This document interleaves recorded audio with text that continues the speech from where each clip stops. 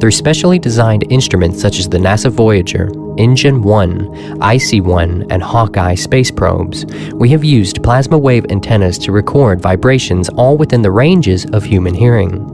Now I'm going to show you the sounds of our sun, as well as all of the planets within our solar system, and I really would like some input on what you guys think, especially about Venus and Saturn. Take a listen.